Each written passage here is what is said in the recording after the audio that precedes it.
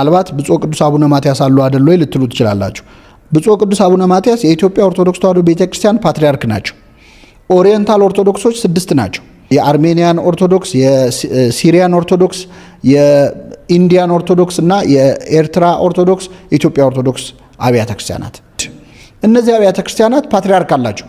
የሁሉም ግን የስድስቱም ኦሪየንታል አብያተ ክርስቲያናት ፓትርያርክ ማን ነው ቢባል ክርስቶስ ነው።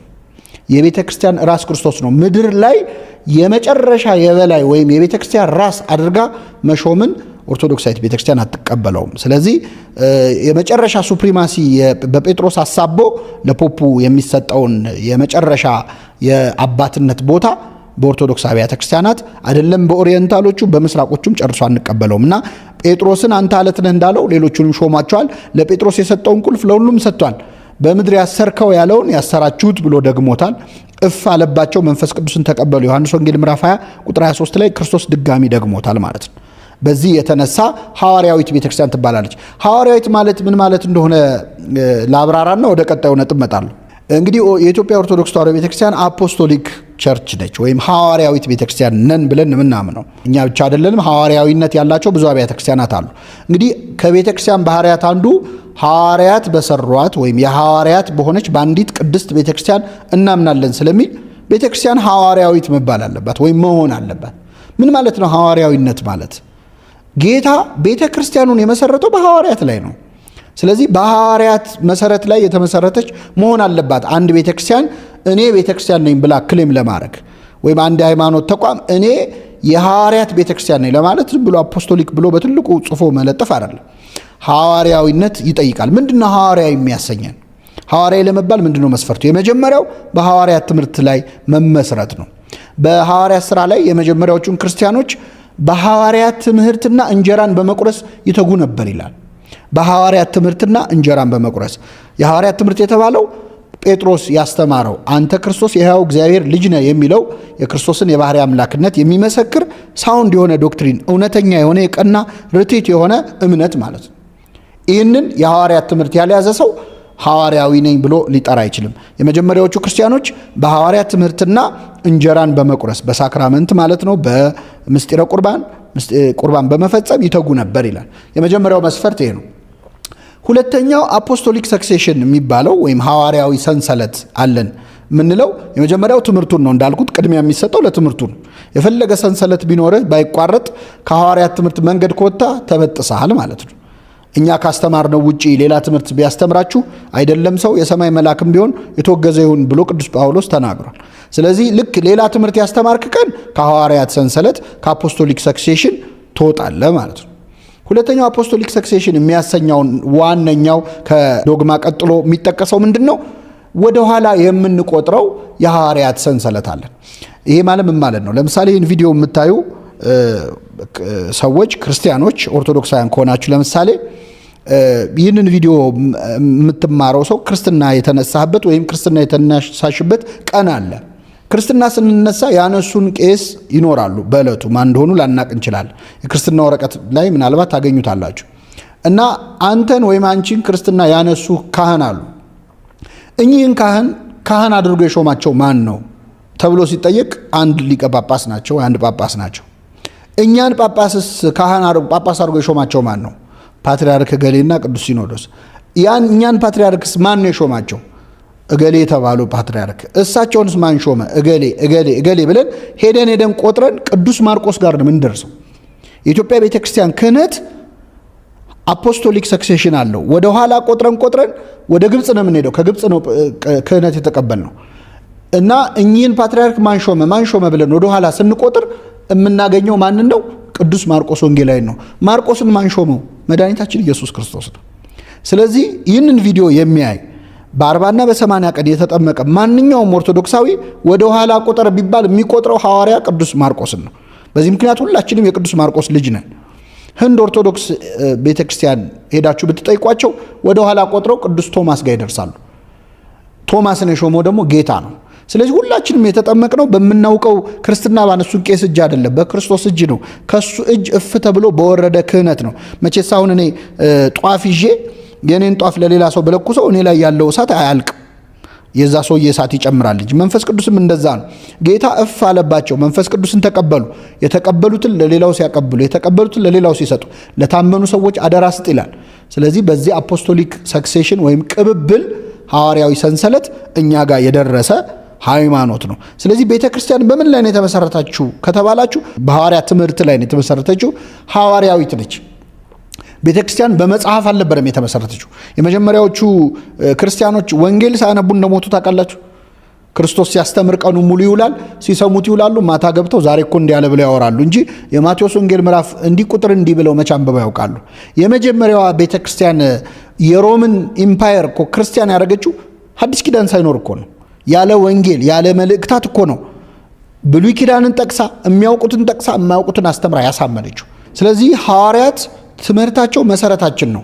በሐዋርያትና በነቢያት መሰረት ላይ ታንጻቸዋል የተባለው ለዚህ ነው። ቤተ ክርስቲያንን ክርስቶስ የመሰረታት በሐዋርያት ላይ ነው። አንተ አለት ነህ፣ በዚህች አለት ላይ ቤተ ክርስቲያን ሰራታለሁ ብሎ ክርስቶስ ቤተ ክርስቲያንን ለመመስረት የጣለው የመሰረት ድንጋይ ሐዋርያትን ነበረ።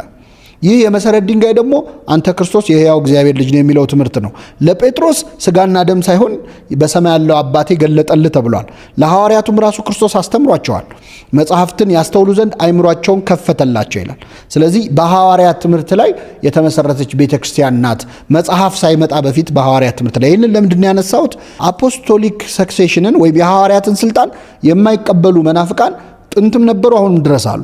የሚገርመው ሐዋርያት በሕይወት እያሉ ራሱ ሐዋርያትን የተፈታተነ መርቅያን የተባለ መናፍቅ በቤተክርስቲያን ታሪክ ተነስቷል። መርቅያን በጣም አስገራሚ ሰው ነው። ድፍረቱ በጣም ይገርማል። ሐዋርያት እያሉ ነበረ እሱ ክርስትናን የተቀበለው። ክርስትናን ከተቀበለ በኋላ ምንድነው ያለው? ሐዋርያት ብሉይ ኪዳንን ስለሚጠቅሱና በዘራቸው አይሁዳውያን ስለሆኑ አልቀበላቸውም።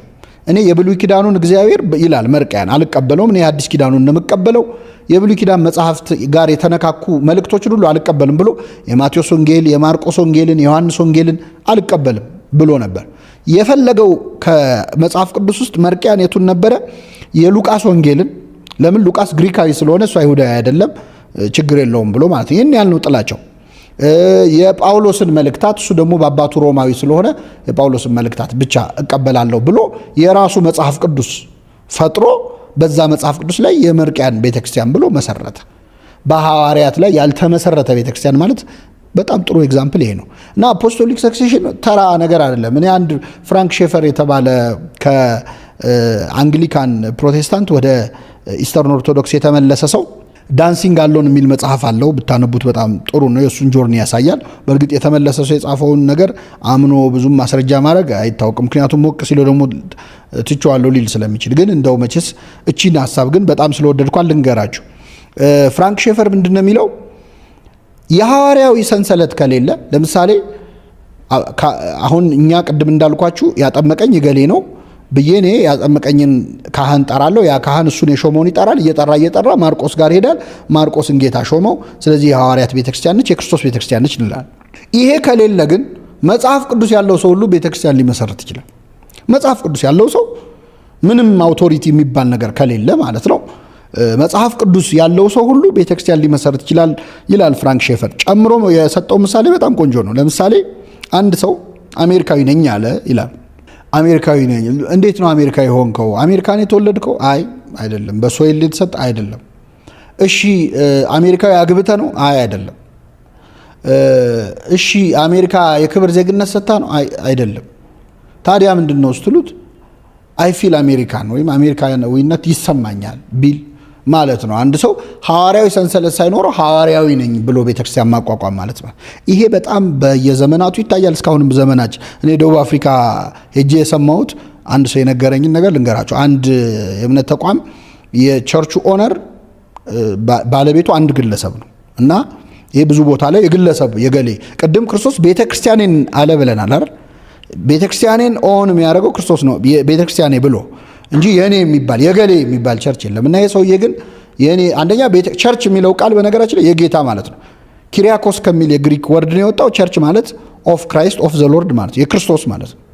ስለዚህ በስሟ ራሱ የክርስቶስ መሆኗን ያሳያል። እና የሰውዬ ግን የራሱ ቸርች ነበረው። መጨረሻ ላይ ወደ አሜሪካ ሀገር ሙቭ ሊያደርግ ሲፈልግ ለሌላ ገዢ ሊሸጠው ፈለገ። እና ግዛኝ ሲለው በደቡብ አፍሪካ ዋጋ 200,000 ራንድ ነው የሚሸጠው ይለዋል። ኧረ እባክህ ቀንስልኝ እንደው 150 አድርግልኝ ሲለው እንዴ ምን ነካ የለመደ ቸርች እኮ ነው ከነሰው እኮ ነው የሚሸጥልህ አሉ። ይሄ ማለት የክርስቶስ የተባለች ቤተክርስቲያን ምን ያህል በዚህ ርቀት እንደተበላሸች ነው። ይሄንን የተናገረው ፍራንክ ሼፈር እና ለምንድነው ያነሳሁት? አፖስቶሊክ ሰክሴሽን የሚለው ነገር ከሌለ ማንም ሰው ተነስቶ ቄስም መሆን ይችላል፣ ፓስተርም መሆን ይችላል፣ አባትም መሆን ይችላል። በዳይሬክት ሪቪሌሽን ዛሬ ማታ የሆነ ነገር ተገለጠልኝ ብሎ የፈለገውን ነገር ማድረግ ይችላል። ይሄ እንዳይደረግ ምንድነው ወጥሮ ሊይዝ የሚችለው? ከኦርቶዶክስ ቤተክርስቲያን አንድ ሰው ተነስቶ የራሱ ነገር አዲስ አስተምሮ ካስተማረ ተወግዞ ይለያል እንጂ የሱ የሚባል አዲስ እንትን ሊቋቋም አይችልም። በሐዋርያት ትምህርት ላይ መመስረት ያስፈልጋል። በአፖስቶሊክ ሊኔጅ ወይም በአፖስቶሊክ ሰክሴሽን የሚወርድ ክህነት የግድ ያስፈልጋል። የኢትዮጵያ ቤተክርስቲያን በቦታው እንመጣበታለን። ከአፖስቶሊክ ሰክሴሽን ላለመውጣት በጣም የተሰቃየች ቤተክርስቲያን ናትና መርቃያን እንደነገርኳችሁ ይህን የሐዋርያትን ትምህርት ፈቀቅ ብሏል። ሉተርም በከፊል ከሐዋርያት ትምህርት ፈቀቅ የማለት ነገር አሳይቷል። ስለ ሉተር ሙሉ የምንመጣበት ኤፒሶድ አለ። ግን ከዚህ ጋር ያገናኘው ምንድነው? ሉተር የሰባው ሊቃናትን ትርጉም ሰብቱአጊንት የሚባለውን የግብፅ አሌክሳንድሪያ የተሰራውን የሰባው ሊቃናትን የብሉይ ኪዳን ትርጉም ሐዋርያት በሙሉ እንደ ሪፍረንስ አድርገው ጽፈውበታል መልእክቶቻቸውን ሲጽፉ። እሱ ግን እሱን ትቶ የራሱን በኋላ የተነሱ የዳያስፖራ ጁዳይዝም እንትኖች የሰሩትን ቴክስት ተጠቅሞ ያኛውን ትቶ ሰብቱአጊንትን አልቀበልም ብሏል። ይሄም ከሐዋርያት መንገድ ትምህርት ፈቀቅ ማለትን ያመጣል። ስለዚህ ሐዋርያዊት አንዲት የሚያሰኛት ቤተክርስቲያን አንዱ ነው። አንዲት መሆኗ በየትም ሀገር ብትሆን ቤተክርስቲያን አንዲት ናት፣ በሰማይም በምድርም ያለችው። በነገራችን ላይ ቤተክርስቲያንን በሁለት አይን ነው የምናያት። የማይታይ ቤተክርስቲያን አለ፣ የምትታያለች። የምትታየው ቤተክርስቲያን ምድር ላይ ያለችው ነች። የማትታየው ዘላለማዊቱ መንፈሳዊቱ ነች። በሰማይ ያለችው የድል ነሾች ቤተክርስቲያን ነች። የድል ነሾች ማለት ተዋግተው አሸንፈው ድል የነሱ ነው። እኛ ደግሞ ቸርች ዘሚሊታንት ነው የምትባለው። የሚሊታንት ቸርች ነች። መከራ እያየን እየተዋጋን እየተጋደልን ጦርነት ላይ ያለን እንደ ክርስቶስ ወታደር ሆነ ከኔ ጋር አብረ መከራ ተቀበል እንዳለው ቅዱስ ጳውሎስ ለጢሞቴዎስ ማለት ነው። ስለዚህ ይህንን ሁሉ ነው የሚያካትተው። አንዲት ናት። ቤትም ዓለም ብትሆን በሰማይም ብትሆን በምድርም ብትሆን ቤተክርስቲያን አንዲት ናት። ከዛ አፖስቶሊክ ናት፣ ሐዋርያዊት ነች። ሐዋርያዊት የሚያሰኛት በሐዋርያት ትምህርት ላይ መመስረቷና በሐዋርያዊ ሰንሰለት ክህነት ማመኗ ነው። ሐዋርያት በሰሯት በአንዲት ቅድስት ቤተክርስቲያን ቅድስት ነች። በነገራችን ላይ ስለ ቅዱስ ጳውሎስ በኤፌሶን መልእክቱ ላይ ስለ ቤተክርስቲያን ሲናገር ክርስቶስና ቤተክርስቲያንን እያነጻጸረ እንግዲህ ቤተክርስቲያን የክርስቶስ ሙሽራ ናት፣ የክርስቶስ ልጅ ትባላለች። ልጅም ሙሽራም እንዴት ይኮናል ማለት ልጁም ነች ሙሽራውም ነች። ልክ እንደ አዳም ማለት አዳም ሚስቱ ሔዋን ልጁም ነች እህቱም ነች። ስትመለከቱት አብረው በመፈጠራቸው እህቱ ነች፣ ከጎኑ በመገኘቷ ልጁ ነች፣ ስላገባት ደግሞ ሚስቱ ነች፣ ሙሽራው ነች፣ አካሉም ነች። ስለዚህ ክርስቶስ ቤተክርስቲያንን ይህን ሁሉ ነው የሰጣት። ከሱ ከጎኑ በፈሰሰ ደምና ውሃ ስለተገኘች ከሱ የተገኘች ልጁ ነች። ግን ደግሞ እንደ ሔዋን ሙሽራው ነች። አዳም የተባለ ክርስቶስ ነው። ይህ በስፍራው ስለምንመጣበት ብዙ አልደክምበትም። ስለዚህ ቅድስት ቤተክርስቲያን ቅድስት ነች። ቅዱስ ጳውሎስ ምን ይላል? ቅድስትና ነውር የሌለባት የፊት መጨማደድ የሌለባት ይላል። ቅድስት ነች፣ ነውር የለባትም ማለት ቤተክርስቲያን እኛ አይደለንም። ቤተክርስቲያን ሆሊ ነች፣ የተቀደሰች ነች ማለት ዘላለማዊቱ ቤተክርስቲያን በሰማይና በምድር ያለችው ቤተክርስቲያን አትረክስም። አካሎቿ ልንታመም ልንቆስል እንችላለን። ቤተክርስቲያን ግን ቅድስት ነች። ራሷ ቅዱስ ስለሆነ አካሉ ቅድስት ነች። ሁለተኛው ቤተክርስቲያን መጨማደድ የፊት መጨማደድ የለባትም። አታረጅም፣ አትታደስም፣ እርጅና ብልየት አያገኛትም ብለው አባቶቻችን ተርጉሙታልና ሐዋርያት በሰሯት በአንዲት ቅድስት ቤተክርስቲያን እናምናለን ብለን የምናስተምረው ለዚህ ነው። እና ይቺ ቤተክርስቲያን ነች እንግዲህ የክርስቶስ ቤተክርስቲያን ብለን ሐዋርያዊት ቤተክርስቲያን ብለን የምንለይበት አንደኛው መነጽር ይሄ ነው።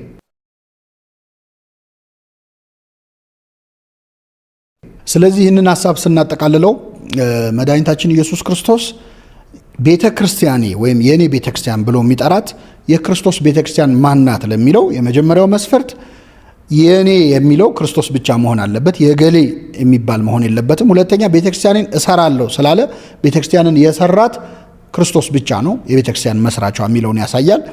ሌላው የቤተክርስቲያን መመስረት ደግሞ በሐዋርያት ላይ ነው። አንተ አለት ነህ፣ በዚህች አለት ላይ ቤተክርስቲያንን እሰራለሁ ስለሚል በሐዋርያት መሰረት ላይ ነው የታነጸችው። ስለዚህ አፖስቶሊክ ያልሆነች ቸርች ልትባል አትችልም። አፖስቶሊክ ወይም ሐዋርያዊት የሚያሰኘው የመጀመሪያው ነገር በሐዋርያት ትምህርት ላይ መመስረቷ ነው። ሁለተኛው በሐዋርያዊ የክህነት ሰንሰለት ላይ የተመሰረተች ቤተክርስቲያን መሆኗን ማረጋገጥ ያስፈልጋል። ከታሪክ አንጻር ማለት ነው። የመጀመሪያው መለኪያ አስተምህሮ ነው። ሁለተኛው ከታሪክ አንጻር ማለት ነው። የክርስቶስ የሆነችውን ቤተክርስቲያን ትሬስ ባክ አድርጎ ወደኋላ ማየት ያስፈልጋል። ይህንን ካየን ዛሬም በሰፊው የምንመለከተው